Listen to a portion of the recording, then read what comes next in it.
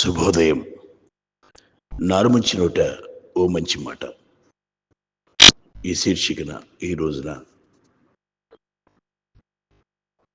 మనిషి తప్పించుకోలేని 3 కర్మలు. అవునండి, జీవితంలో మనిషి తప్పించుకోలేని 3 కర్మలు. మనకి కర్మలు కర్మ 2 ఉంటాయి. కర్మ అంటే మనం కార్యక్రమాలు చేసేటప్పుడు నా కర్మ అనుకుంటాం కదా. అవి దానికి సంబంధించి నేను పూర్వజన్మలో చేసుకున్నటువంటి కర్మకే వికృతి పదం కర్మ అని. కర్మకాండలు అంటారు, అంటే దాన సంస్కారాలు కానీ అలాంటివన్నీ చేసేటువంటి వాటిని కూడా దాన సంస్కారాలు అంటారు.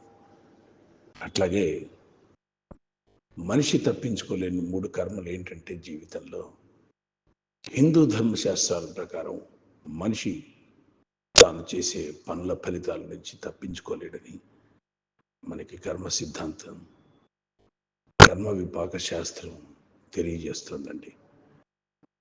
కర్మలు ప్రధానంగా 3 రకాలుగా ఉంటాయి.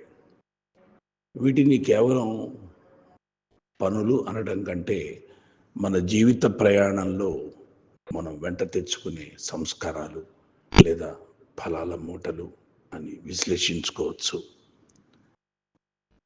మొట్టమొదటిగా మనం 3 కర్మల్లో సంచిత కర్మ గురించి చెప్పుకుందాం. సంచిత అంటే సంగ్రహింపబడింది. దానికి వేరే అర్థం ఏంటంటే పోగు చేయబడింది అని అర్థం. సంచిత కర్మ అంటే అనేక జన్మల నుండి పోగు చేసిన కర్మల సమూహం. ఎన్నో జన్మల నుండి మన వెంట వస్తూనే ఉంటుంది వదలకుండా. మన గత జన్మలలో చేసినటువంటి మంచి చెడు కర్మలన్నీ ఒక గిడ్డంగిలో నిల్వ ఉన్నట్లుగా ఉంటాయి అన్నమాట. దీన్ని ఒక గోధుమ గిడ్డంగిలో టన్నుల కొద్దీ ధాన్యం పోగు చేసినట్లు మన అనేక జన్మల కర్మలు సంచితంగా ఉంటాయి. అనేక జన్మ సంసిద్ధం కర్మ సంచితముచ్యతే. అనేక జన్మ సంసిద్ధం కర్మ సంచితముచ్యతే. కల్పకోటి సహస్రాణి సంచితం కర్మ తిష్టతి. అవునండి, అనేక జన్మల్లో చేసినటువంటి కర్మను సంచిత కర్మ అంటారు. మరి కోట్ల కల్పాల పాటు సంచిత కర్మ నిలిచుండిపోతుంది అట్లా. ఇక ప్రారబ్ధ కర్మ, నా ప్రారబ్ధం ఎన్నోసార్లు అనుకుంటాం. నేను పూర్వజన్మలో చేస్తున్నటువంటి ప్రారబ్ధం ఇదంతా కూడా నా స్వయంకృతాపరాధం, నేను స్వయంగా చేసుకున్నటువంటి నా ప్రారబ్ధం అని అనుకుంటూ ఉంటాం మనం. ప్రారబ్ధం కర్మ అంటే ఏంటంటే, ప్రారబ్ధ అంటే ప్రారంభింపబడింది లేక అమల్లోకి వచ్చింది. ప్రారబ్ధ అంటే ప్రారంభించబడింది లేక అమల్లోకి వచ్చింది అని అర్థం. సంచిత కర్మ గిడ్డంగిలో నుండి ఈ జన్మలో అనుభవించడానికి తీసుకొచ్చిన కర్మ ఇది ఈ జన్మలో తప్పనిసరిగా అనుభవించాల్సిందే. గిడ్డంగిలోని ధాన్యంలో నుండి రోజుకు అవసరమైన పరిమాణం మాత్రమే తీసుకురావటం లాంటిది ఇది. బాణం విల్లు నుండి బయలుదేరిన తర్వాత దాన్ని ఆపలేం కదా. అవును కదండి.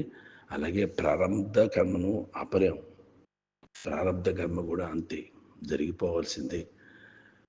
ప్రారంధ కర్మ ఏ దేశం, ఏ కుటుంబం, రూపం, ఆరోగ్యం, ఆయుష్, సుఖదుఖాలు, తల్లిదండ్రులు, భార్యాభర్తలు, సంతానం వీటిని నిర్ణయిస్తుంది.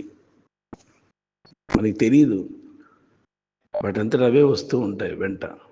ఒక తల్లిదండ్రులతో అనుబంధం కానీ, ఒక అన్నదమ్ములతో అనుబంధం కానీ, ఒక అప్పచెల్లెళ్లతో అనుబంధం కానీ, ఇవన్నీ కూడా మనకి ప్రారంభ కర్మ వలన నిర్ణయింపబడి మన వెంటే వస్తూ ఉంటాయి. ప్రారబ్ధం పుణ్య పాపానాం ఫలం దేహి సమాశ్రితం భోక్తవ్యమేవ తత్ సర్వం న తయ్యవ్యక్తం శక్యతే క్వచిత్. ప్రారబ్ధం పుణ్య పాపానాం ఫలం దేహి సమాశ్రితం భోక్తవ్యమేవ తత్సర్వం నత్యక్తు శక్యతే క్వచిత్.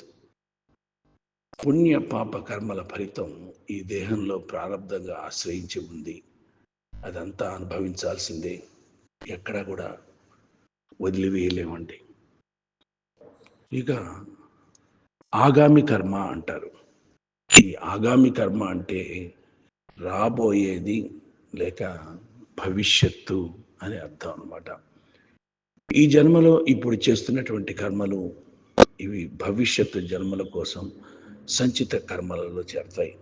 ఇప్పుడు మనం విత్తే విత్తనాలు భవిష్యత్తులో పంటగా లభిస్తాయి అన్నమాట. ఆగామి కర్మయాత్ కుర్యాత్ ఇదానీం మానవ స్వయం భవిష్యే తస్య ఫలదం భవేత్ జన్మంతరే ధ్రువం. మనిషి ఇప్పుడు తాను చేసే కర్మను ఆగామి కర్మ అంటారు. భవిష్యత్తులో మరో జన్మలో దాని ఫలితం తప్పకుండా లభిస్తుంది మనకి. ఇక బాణ ఉపమానం, బాణం విముక్తం యథా ప్రారబ్ధం కర్మ ధనుస్థం యథా సంచిత కర్మ తృణీరస్థం యథా ఆగామి కర్మ.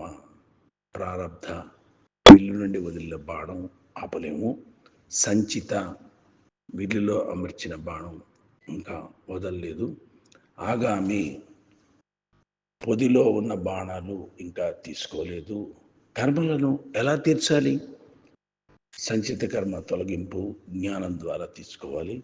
జ్ఞానాగ్ని సర్వకర్మాణి భస్మస్కాతురితే తదా సంచిత దహతే జ్ఞానం తృణానివ హుతాశన. భగవద్గీత 437 శ్లోకంలో, భగవద్గీతలో 4:37 శ్లోకంలో తెలియజేయబడింది.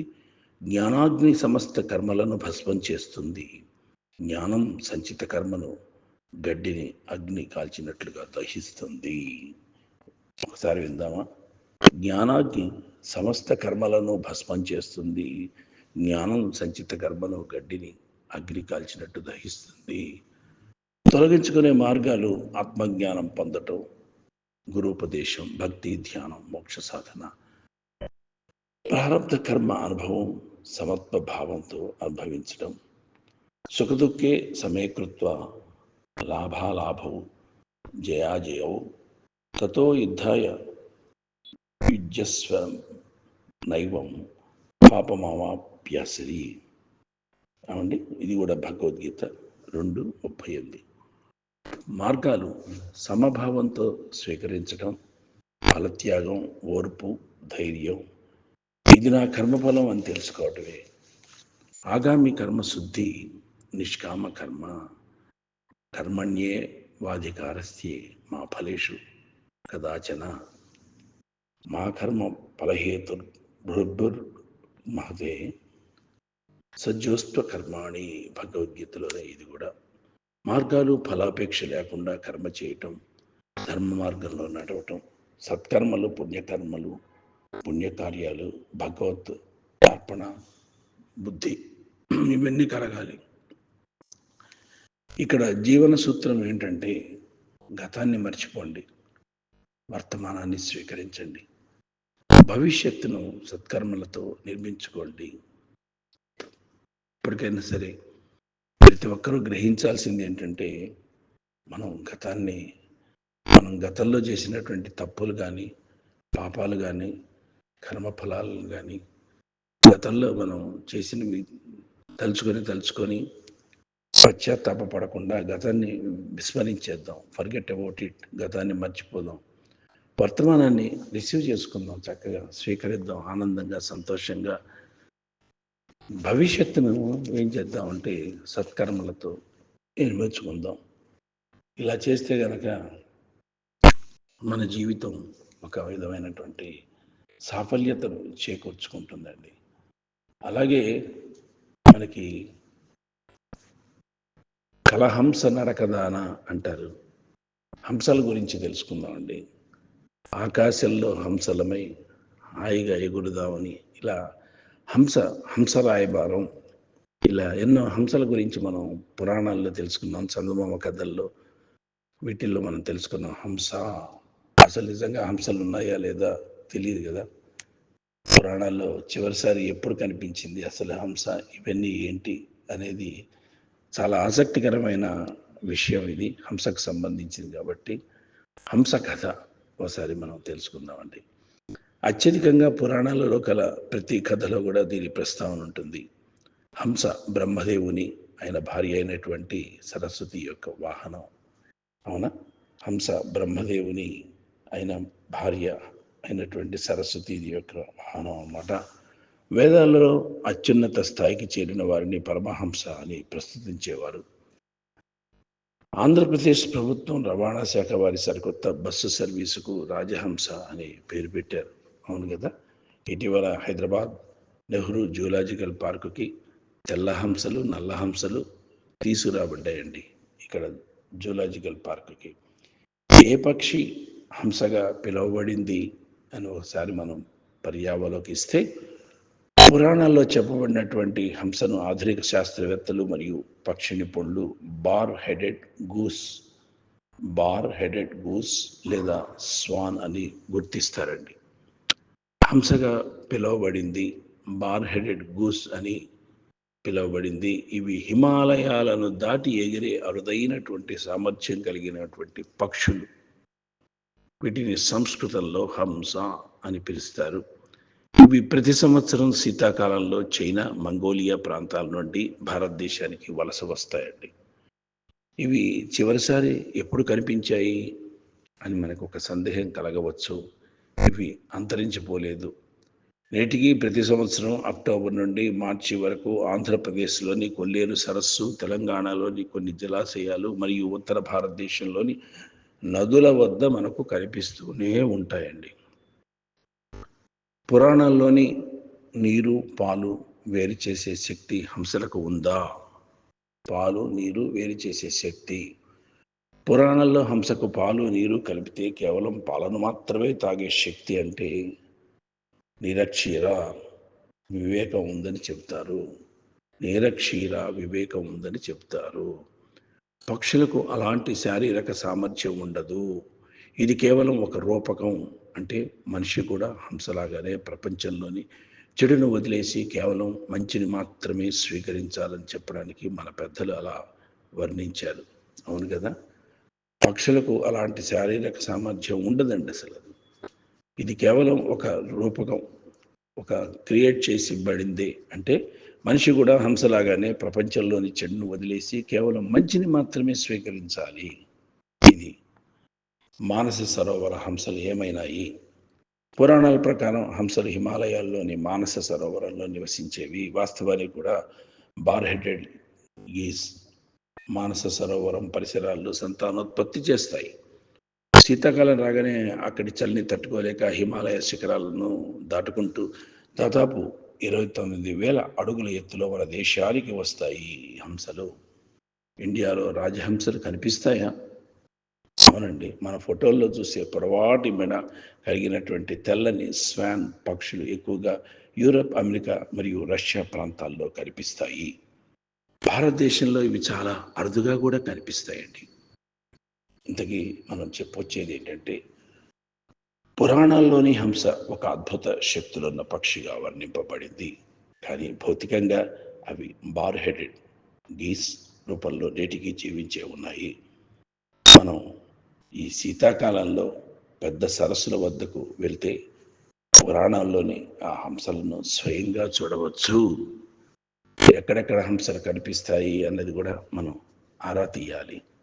ఆరా తీసి వెళ్తే ఆ హంసల్ని చూస్తే కడు రమణీయంగా కళ్ళకు పండుగగా కనిపిస్తూ ఉంటుంది.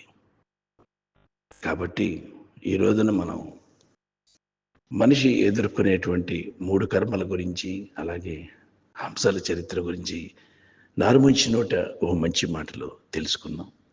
ఈ రోజంతా మీ అందరికీ బాగుండాలని చెప్పి ఆ దేవదేవుణ్ణి ప్రార్థిస్తూ, అలాగే మనం స్వయం కృషితో అభివృద్ధి పంథాలోకి పయనించాలని, ఈరోజంతా సత్కర్మలు చేయాలని చెప్పి చిరునవ్వుతో ఉదయానికి స్వాగతం పలుకుతూ, చిరునవ్వుతోనే శుభరాత్రి పలికేటట్లుగా మనం మన కార్యక్రమాలను, మన దైనందిన జీవితాన్ని కొనసాగించాలని చెప్పి భవదీయుడు నారుమంచి అభిలషిస్తూ స్వస్తి.